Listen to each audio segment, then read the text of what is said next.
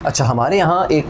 काबिल मज़म्मत बड़ों का फ़ेल ये है कि जब हम इवेंट्स और गैदरिंग्स वगैरह में जाते हैं कि जहाँ पर बहुत सारे रिश्तेदार दूर दूर से आ रहे होते हैं और वहाँ पे मिलते हैं, गैदरिंग्स गेट टुगेदर है, तो वहाँ पर बहुत सारी ख़वातीन जो कि घर की बड़ी हैं, अक्सर ख़वातीन और बाज़ मुँहफट मर्द भी, बाज़ लड़कियों को या अक्सर ख़वातीन को कि जिनको लास्ट टाइम उन्होंने मिलकर देखा था वो लड़की थी और अब शादी वगैरह हो गई, बच्चे हो गए और वो थोड़ी हेल्दी हो गई हैं, उनका वजन बढ़ गया है, कि जिनमें अक्सर ख़वातीन होती हैं, लड़कियों का तो फिर इतना डिफरेंस नहीं आता, तो वो सामने से फ़ौरन मिलते ही सलाम दुआ करते ही तंज़ करना शुरू कर देते हैं। ये तक नहीं देखते कि वो किस सोशल गैदरिंग के अंदर हैं और साथ में वो सोशल सर्कल किसके अंदर खड़े हुए हैं। अगर वो साथ में कजन्स वगैरह हैं तो वो कर देंगे तंज, वरना घर के बड़े अगर तंज करेंगे तो वो उस गैदरिंग में करेंगे कि जहाँ पे आपके वालिदैन बैठे हुए हैं, तो आपके माँ बाप के सामने करेंगे कि भाई ये इसको क्या हो रहा है, इतनी ज़्यादा मोटी क्यों हो रही है, क्यों क्या कर रहे हो तुम लोग वगैरह वगैरह। अब अगर तो वाकई में ये अज़राए हमदर्दी है तो आप ये काम बजाय इसके कि मुँह फट होकर सबके सामने बेइज्जती करें किसी की, अलग से साइड में ले जाकर पूछ सकते हैं कि भाई कोई मसला तो नहीं है, कोई हेल्थ प्रॉब्लम है, कोई इशूज़ हैं तो डाइटिशियन डॉक्टर वगैरह को दिखाओ। कि अव्वल तो उस चीज़ से मसला ना उस बंदी को है, ना उसके घर वालों को, ना माँ बाप को, तो आपको बिला वजह की इस बात की हमदर्दी होने की क्या ज़रूरत है कि आप आके बिला वजह का दूसरों पर तंज करना शुरू कर देते हैं। कि बाज़ दफ़ा वो तंज एक तो उस जो जिसके ऊपर हो रहा है उसे बुरा लगेगा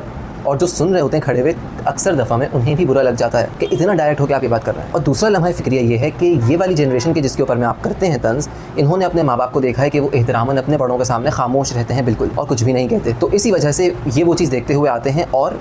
सोचते हैं कि हमें बोलना चाहिए और बाज़ होते हैं कि वो बोल भी देते हैं, जवाबात भी देना शुरू करते हैं फिर आगे से आपको, वरना अगर वो भी जब्त कर जाएँ तो जो हमारी जनरेशन वाले बच्चे हैं कि जो अपने माँ बाप को भी यही चीज़ देखते हुए बड़े हो रहे हैं और फिर जब आप उन पर भी तंज करेंगे तो फिर वो आपको आगे से जवाबात देंगे कि जो कि ऑफ कोर्स इनएप्रोप्रिएट है। कोई भी उस चीज़ को डिफेंड नहीं कर रहा कि वो अगर कोई छोटा बच्चा किसी बड़े को जवाब दे रहा है तो ये चीज़ अच्छी चीज़ है, नहीं, लेकिन वहाँ पर आपको ये भी देखना है कि कितने सालों की सेपरेशन उधर है और फिर जब वो आगे से जवाब देते हैं तो फिर आप कहते हैं कि उन्हीं के माँ बाप से शिकायत करके कि भाई देखो ये ऐसे ऐसे करके कैसे बदतमीज़ी कर रही है हमसे। घर में जाके माँ बाप बोलते हैं कुछ तो वो बंदी फिर आगे से बोलेगी कि भाई आप लोग बीच में आप मत बोलें क्योंकि आप लोग भी बचपन से सुनते हुए आ रहे हैं, हमने आपको देखा, आपने कुछ कभी उनसे नहीं कहा और हमने भी, अब यही हो गया, अब ये बहुत ज़्यादा हो गई है, अब हम इन्हें जवाब देंगे। फिर माँ बाप भी अंदर ही अंदर सोचते हैं कि भाई छोड़ो, अच्छा है जवाब दे ही रही है तो, क्योंकि हम भी चाहते यही थे लेकिन हम कर ना सके, तो अब ठीक ही अगर हो रहा है तो होने दो। जबकि ये चीज़ अगर वैसे देखा जाए थोड़ा सा जूम आउट करके तो वैसे हो चीज़ गलत ही रही है। बच्चों को इस बात पर ढील देने की कोई तुक नहीं है कि ठीक है जाके बड़ों को जवाब दे दो तुम, और हस्बे ज़रूरत जिस भी तरीके से आप इस चीज़ को कन्वे कर सकते हैं उस बड़े को जो ये बंदी कर रही है तंज वगैरह, कि भाई वो ये काम ना करे और अवॉइड करे, और फिर अपने बच्चों को भी साथ में थोड़ा सा रिस्ट्रिक्ट करके रखें कि वो आपे से बाहर ना हो जाए इस बात पे कि हाँ भाई अब तो ढील माँ बाप ने भी हमें दे दी है,